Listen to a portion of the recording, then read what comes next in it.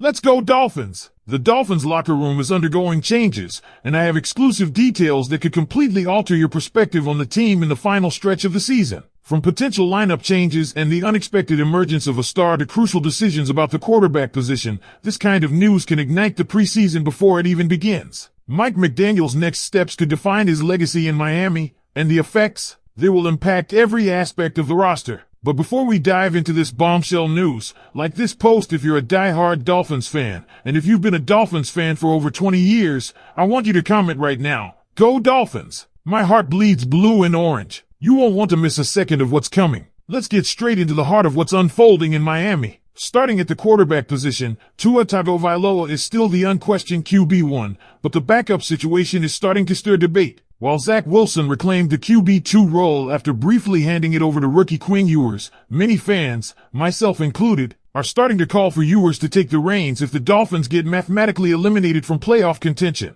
Why risk Tua's health when you can evaluate a 7th-round rookie in live NFL action? It's a pivotal decision because it could determine if Ewers has a legitimate future as Tua's long-term backup, or maybe even more. Now, turning to the backfield, we need to talk about the phenomenon that is Devon Achane. This kid is a highlight reel every time he touches the football. Explosive, electric, and deadly as both a runner and a receiver, Achane is barreling toward a 1,000-yard season and should absolutely be in the All-Pro conversation. While Jonathan Taylor likely grabs first-team honors, Achane could find himself battling with Christian McCaffrey and James Cook for that second-team spot. Behind him, Ollie Gordon has solidified himself as the RB2, while Jalen Wright has been quiet but active on game days. Let's be real, this offense runs through Achane, and he's a big reason the Dolphins remain dangerous down the stretch. Shifting to the wide receiver core, things have changed dramatically this season. With Tyreek Hill not expected back, Jalen Waddle has taken over as the WR1, and he's been solid. Malik Washington has emerged as a reliable WR2 and slot option,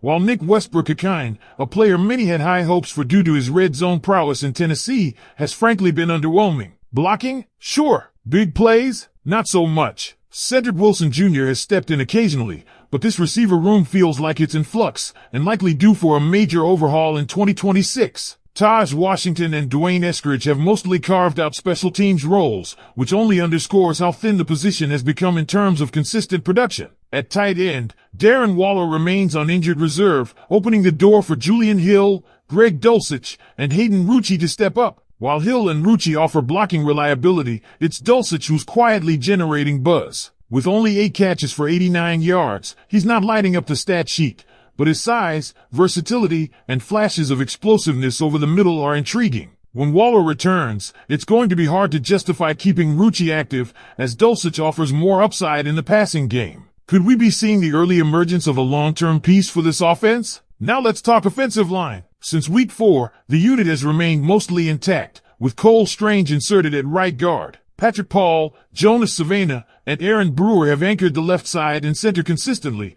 while Larry Borom has filled in admirably for Austin Jackson at right tackle. Borom has been so effective, in fact, that he was graded as the top offensive tackle in the NFL during Week 11. With Jackson's return looming, the big question is, do you bench Borom or kick him inside to replace Strange, who has struggled? It's a good problem to have, but one that could have major implications for the offense's rhythm in the final stretch. Defensively, the line has become a fascinating rotation. Zach Sealer remains the anchor, but Kenneth Grant, the first-round rookie who initially looked lost, has finally turned the corner. He and Sealer have become the consistent starters, with Jordan Phillips right behind them. Grant's growth has been impressive, and if this trajectory continues, he could become a long-term solution on the interior. Benito Jones and Zeke Biggers have rotated in, but Grant's development could be one of the most important stories of the second half of the season. On the edge, with Jaylon Phillips no longer on the roster, all eyes are now on Chop Robinson. The first-round pick from Penn State is finally getting more snaps and making the most of them, pressures, big run stops, and near safeties. He's forming an exciting duo with Bradley Chubb,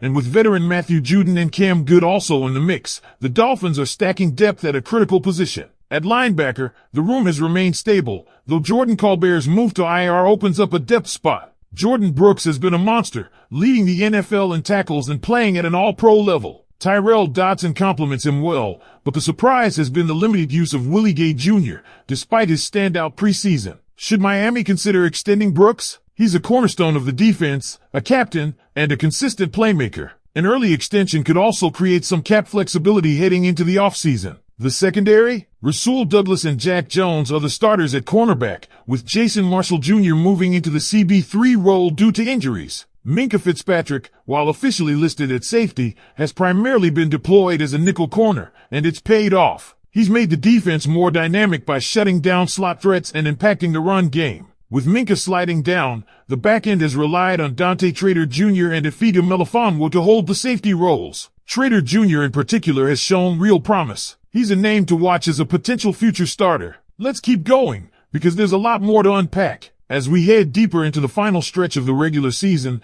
the Miami Dolphins are standing at a crossroads, not just in terms of playoff contention, but in evaluating who this team really is. Let's start with the front seven because that's where games are won in December and January. Kenneth Grant's rise cannot be overstated. Early in the season, many, including myself, had real doubts about whether he was NFL ready. But credit where it's due, the rookie has matured in the trenches. He's not just plugging gaps anymore, he's collapsing pockets and controlling double teams. This development matters because it gives the Dolphins a physical identity up front. Pairing Grant with Zach Sealer, who's been a model of consistency all year, finally gives Miami that inside presence it's lacked for years. If Jordan Phillips can stay healthy and continue his solid contributions, the Dolphins' defensive interior may be one of the most underrated units in the AFC. Moving out to the edge, the Chop Robinson hype is real and growing by the snap. It's not just the pressures or the flash plays, but the fact that he's starting to string together complete games. That near safety against Marcus Mariota? That was a statement. He's quick off the snap, aggressive at the point of attack,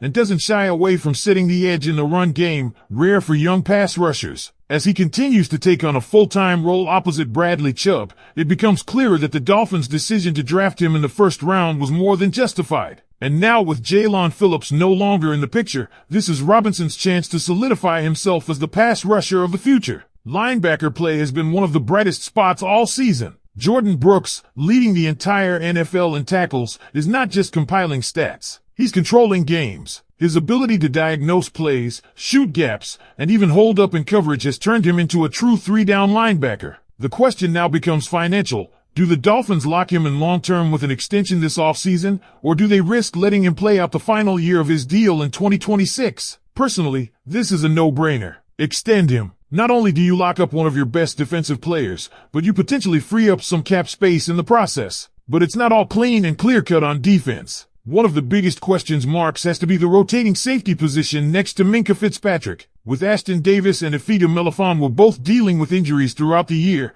and Dante Trader Jr. being thrown into the fire as a rookie, continuity has been hard to come by. That said, Trader Jr. has shown flashes of instincts and ball skills that suggest he could develop into a long-term starter. Meanwhile, Minkah playing as the nickel has been a tactical adjustment that's paid off in a huge way, helping Miami neutralize tight ends and shifty slot receivers while